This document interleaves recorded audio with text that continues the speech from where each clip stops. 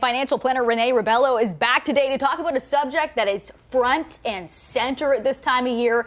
The financial burden of post-secondary education can stress a lot of families out, and we have some tips to lessen the burden. I can't even imagine having like 2-3 kids going through university and college all at once, but it's about planning in advance. Absolutely. Before it gets to that point. And I actually have 2 in post-secondary right now, so I can totally relate. You know the feeling. Then. Absolutely. So some tips then. Yeah, education funding is top of mind for a lot of people, whether you're an adult looking to return back to school or you have children that you know will end up going to post-secondary. There's a bunch of things that you need to know when you're planning to pay for this. So first and foremost is always a registered education savings plan, so an RESP.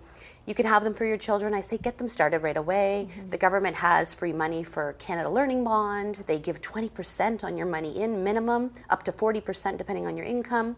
You know, you put $25 a month, put $50 a month. Why not get the free money?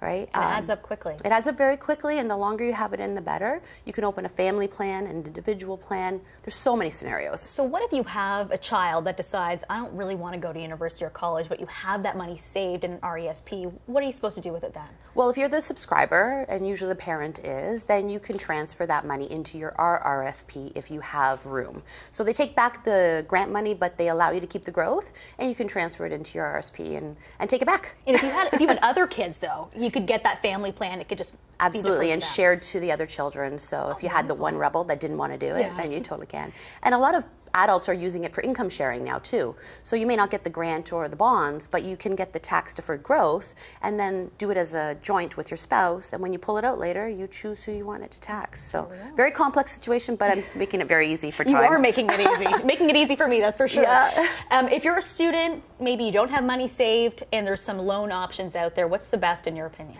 Well, the student loan program is out there. A lot of people wonder what they base the income on for the parents when you actually go through the paperwork. And they basically run it on line 150 and line 435.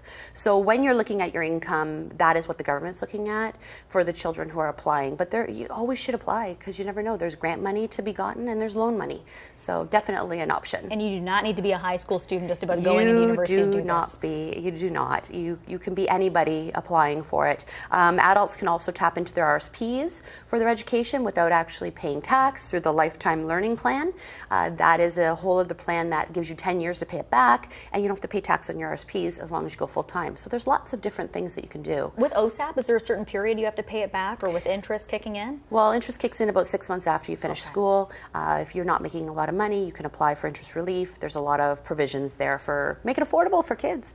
So what are your biggest tips for people? Start early? Start early. Also look at your schooling. I know that some local colleges, like Niagara College, offers a program called Pathway, and it provides the ability to get a university education in 4 years and a college diploma. Like, people don't even realize this, and it's 1/3 of the cost. Wow. So it allows the child to have less stress when it comes to the workload and the going from high school to the transition to post-secondary, but it also gives them the ability to get that university degree. So much to pack into 4 minutes. If people want to learn more, how can they contact you? Well, I have a new website that's brand new to Canada. It's straight.finance, no .com, not .ca. I'm told that's passé. But Straight Finance in your web browser, and it's a online consultation. And if you use the promo code CHCH, you'll get a consultation for free. Awesome. All right, Renee, thank you so much for your tips. 4-minute tips right there. Lots of information all packed in.